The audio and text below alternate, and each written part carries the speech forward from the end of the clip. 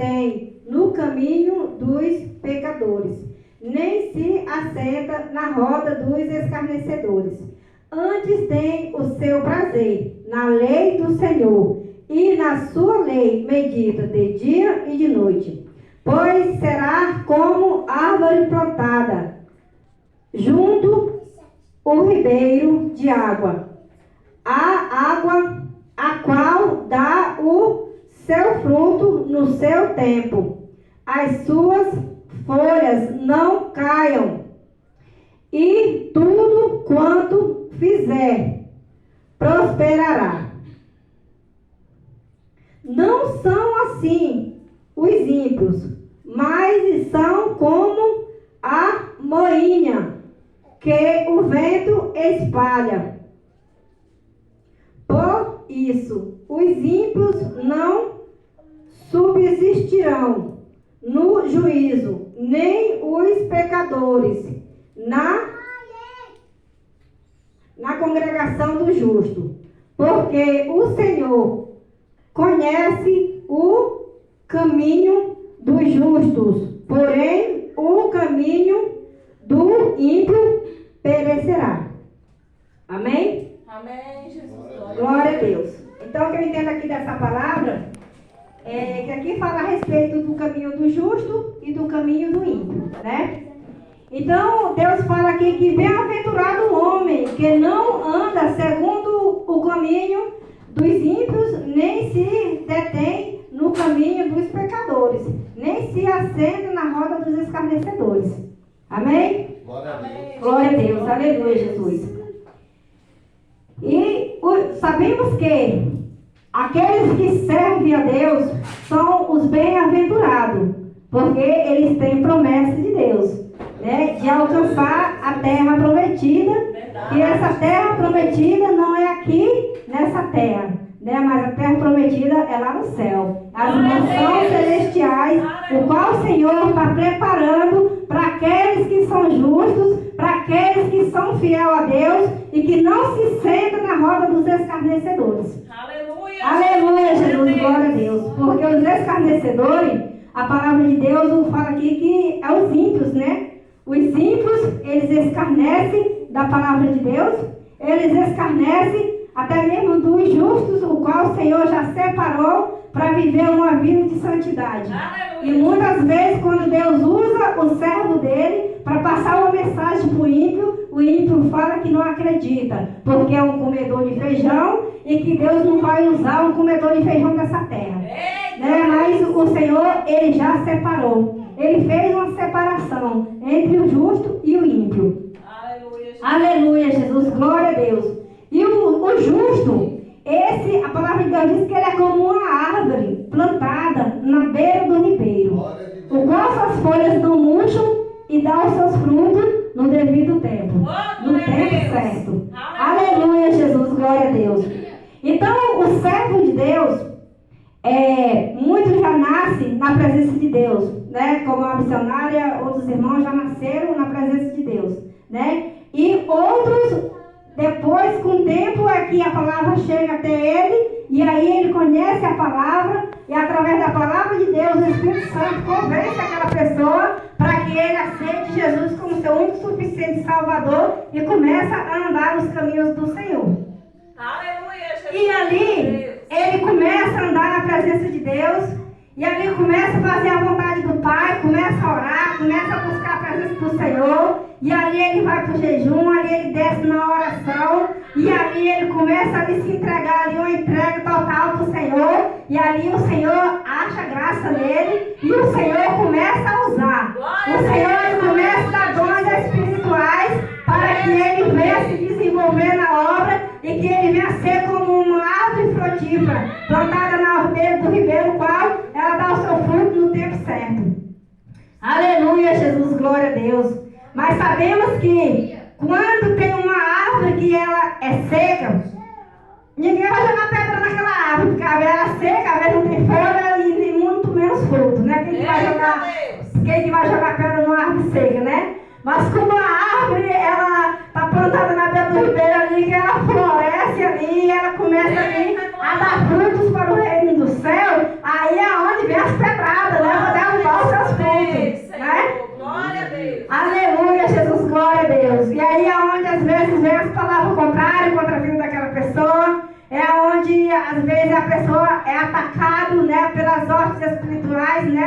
o poder das trevas, porque Satanás, ele não fica satisfeito quando nós servimos a Deus e quando nós estamos dando fruto para o reino de Deus. Esse poder. Ele vai querer, de alguma forma, querer barrar o ministério do servo de Deus, para impedir que ele avance na caminhada e que ele dê fruto para o Senhor.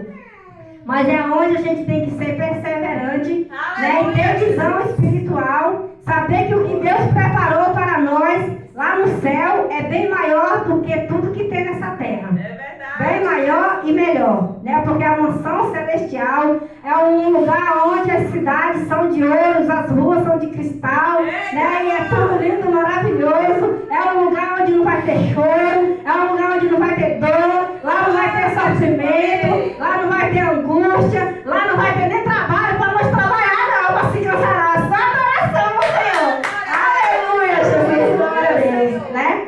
E que nós venhamos ficar cada dia firme na presença de Deus, nós não venhamos sentar na roda dos escarnecedores, porque os escarnecedores são os ímpios, aqueles que não creem em Deus e que estão praticando a iniquidade, está afundado no pecado, né? E que a gente não venha se contaminar, porque mas aí às vezes a gente fala, mas como no mundo que nós estamos vivendo, cheio de pecado, cheio de escarnecedores, como que eu não vou fazer para que eu não venha estar no meio deles? Né? Mas a palavra de Deus fala a respeito de Daniel. Daniel era um homem que vivia lá dentro lá do palácio do rei, vivia muitas pessoas ali que não serviam a Deus, tinha uns lá que serviam a deuses estranhos, porque o povo do mundo, eles falam, eu creio em Deus, eu tenho fé em Deus, Deus é tudo na minha vida, mas eles não servem a Deus, né? E muitas vezes eles vêm servindo as idolatrias lá do mundo, achando que está servindo a Deus, que está fazendo a coisa certa, mas está fazendo a coisa errada.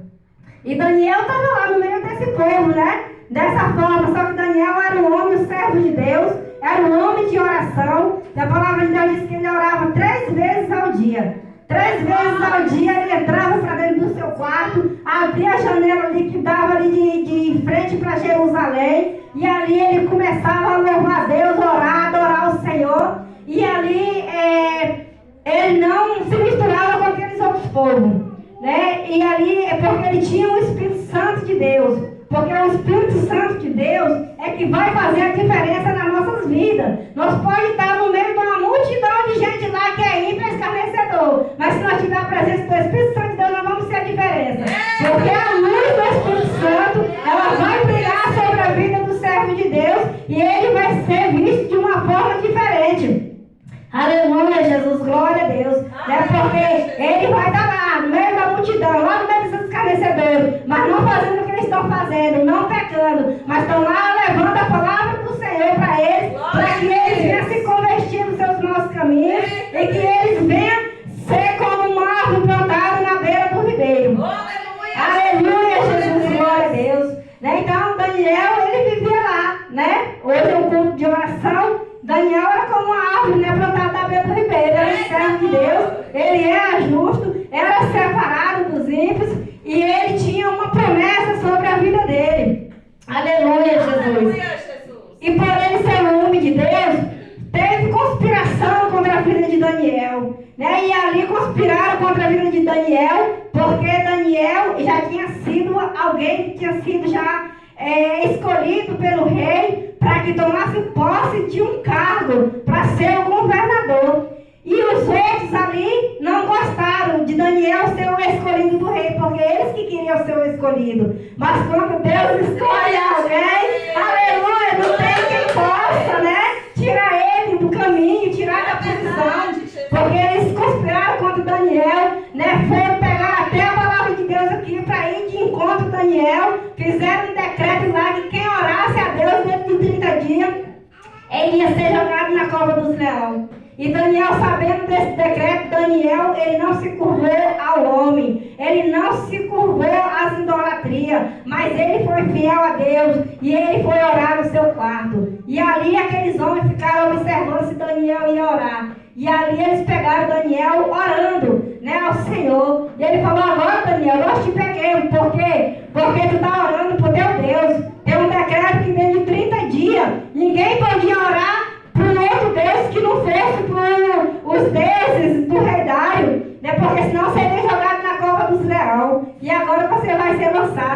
te levar para o rei agora. E o rei vai mandar que te jogue na cova dos leões. Eita, Deus. E enquanto isso, os leões estavam lá famintos. Eles estavam preparando o leão para que os leões tivessem bastante fome, para quando pegasse Daniel e jogasse naquela cova, Daniel fosse dilacerado, né? Fosse morto, fosse engolido por aqueles leões ferozes.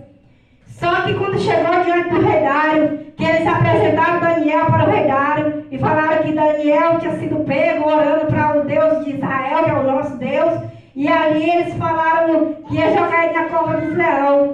E o rei Dário ali, ele fez de tudo para que Daniel não fosse lançado naquela cova, porque Daniel era muito amigo do rei Dário. E ele não esperava que o Daniel fosse pego, né, por eles para ser lançado lá. E o rei Dário recorreu de todas as formas, mas não teve como o decreto ali ser cancelado, porque era um decreto qual estava assinado com a assinatura do rei, e tinha o anel do rei também, selado o selo do rei. Eita, deixa o poder. E o rei não conseguiu impedir que Daniel fosse lançado nessa cova. E ali ele falou, então, lance Daniel na cova. Mas o teu Deus, Daniel, a quem tu serve, esse te guardará, esse te livrará.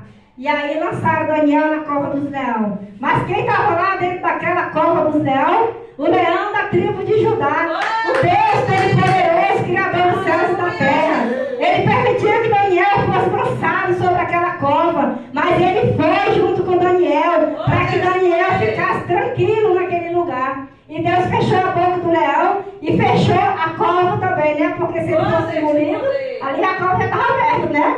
E ali ele mandou que os leões dormissem, né? Que Daniel se deitasse, se aquentasse em cima daqueles leões, para que ele não passasse frio. E ali, amanhecendo do dia, né, o rei Dário já foi correndo, porque lançaram Daniel na cova, mas o rei Dário foi se prostrar ao Deus de Israel, né, orar a Deus, pedir a Deus pela vida de Daniel, que Deus guardasse Daniel com vida, que nem o mal acontecesse na vida de Daniel, porque era um servo fiel a Deus. Aleluia, Jesus! E ali o Senhor guardou a vida de Daniel dentro daquela cova, junto com aqueles leões. E ali quando o rei Dário foi lá no outro dia, que chamou Daniel, tu vives, Daniel, tu está vivo? E o Daniel respondeu, eu vivo, rei, o meu Deus, ele vive para sempre, né? E ele me guardou. E ali ele mandou que tirasse aquela pedra e tirasse Daniel para fora, para que Daniel viesse, né, para fora daquela cova. E ali quando tiraram Daniel da cova, que o rei Dário estava ali já com a chave ali para entregar para ele aquele cargo de governador, o qual tinham conspirado com ele para tomar a vitória das mãos dele, mas não conseguiram, né? E aí a palavra de Deus diz que quando tiraram Daniel daquela cova, os conspiradores contra a vida de Daniel, os escarnecedores, eles foram lançados na mesma cova, na cova dos leões. E ali aqueles leões dilaceraram com a vida daquele povo que foi lançado lá. Porque eles conspiraram contra a vida do servo de Deus. E ninguém pode conspirar contra a vida do servo de Deus injustamente. Porque se conspirar, Deus ele está vendo. Deus até permite que o servo dele passe pela prova, mas ele passa com ele. E Deus ele dá a vitória. O nome de Deus é glorificado. Porque o nome de Deus foi glorificado através da vida de Daniel.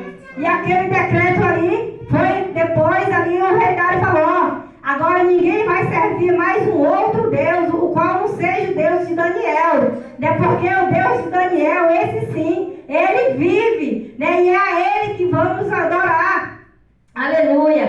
E aí virou, né? Aquela história ali teve uma virada, né? E Deus foi glorificado. E assim acontece nas nossas vidas, porque somos escolhidos de Deus. Deus ele já nos escolheu. E Deus ele te chama, irmão, ele já te escolheu. Deus não veio da tua mãe. Deus tem uma promessa para a sua vida. Mas o inimigo ele é furioso, porque ele não quer ver as almas sendo libertas, as vidas sendo salvas, sendo restauradas, sendo restituídas. Então sempre ele vai se levantar para querer ali causar até mesmo a morte na vida da pessoa. Glória a Deus, Deus te poder, Senhor. Aleluia, Jesus, glória a Deus. Mas quando nós temos uma aliança com Deus, Deus ele não permite os leões nos tocar. Eita, deixa Porque ele fecha a boca do leão. Antes que os leões nos ataquem, Deus já está ali com a mão dele ali. Ó, leão, pode deitar. Vai dormir. Nesse aqui tu não toca. Naquele tu não toca. Nesse tu não toca. Nessa aqui tu não toca. Né? Ele não toca, gente. Ele não toca. Por mais que ele se levante, né, com fúria. Mas ele não vai tocar porque Deus não vai permitir. Porque nós estamos sendo justos. Mesmo lá dentro, lá como Daniel vivia lá no palácio, lá do rei, lá junto com a impureza, né? Eu tenho um grande testemunho. Deus usou até missionário aqui para falar comigo algo agora. Porque eu vivo num lugar que, se pessoas olharem para mim, vai dizer assim: nossa, essa mulher trabalha naquele lugar, né? Dentro daquele pecado, que lá é só pecado, gente. Misericórdia, né? Mas eu estou lá trabalhando, fazendo o meu trabalho para ganhar o meu pão de cada dia, né? E ali eu estou levando a palavra de Deus, né? Para aquelas vidas que vão lá, e vidas lá são restituídas. Hoje mesmo Deus me usou lá para falar lá para uma moça lá, né? E ali as lágrimas dela desceu, porque ela falou: minha mãe, ela é serva de Deus, a minha irmã é serva de Deus, mas eu estou afastada dos caminhos do Senhor. Daí eu falei: por Deus está te chamando para tu vir para o caminho, entrar para a posição, porque Deus quer te abençoar, mas é necessário estar na presença de Deus. Aleluia, Jesus, glória a Deus. Né? Então assim, Deus, ele tem, até aqui Deus tem me ajudado, né? Porque naquele lugar, mesmo eu estou lá, mas eu sou uma serva de Deus, como uma árvore plantada na beira do ribeiro, o qual as folhas não murcham e dá o seu fruto no tempo certo. Né? E como eu falei aqui, que Deus ele dá dons espirituais, Deus me deu o dom, né, da composição, para compor louvores, para gravar louvor, para adorar o nome do Senhor, porque Ele é digno de toda honra, toda adoração, né? E que nós possamos a cada dia estar com as nossas vidas diante do altar de Deus. Mesmo que quando nós saímos daqui, porque a nossa vida não é só aqui dentro da igreja, reunido com os irmãos, não. Mas a nossa vida é lá dentro da nossa casa, é dentro do nosso trabalho, é lá dentro do ônibus, aonde nós estivermos, tem que ser servo de Deus. A nossa vida tem que estar diante do prumo do Senhor, né? Porque se nós estivermos no prumo, aleluia, Jesus, glória a Deus, né? O mal, ele não vai nos atingir. Por mais que às vezes o leão se levante e ruge, mas ele não vai nos tocar, porque nós estamos no prumo, nós estamos na posição. E o inimigo não vai achar brecha para nos atacar. Aleluia, Jesus, glória a Deus. Então eu agradeço a rica oportunidade em nome de Jesus. Né? Eu queria perguntar para a irmã, eu posso perguntar, missionário, meu pastor? Né? Fazer um apelo. Posso?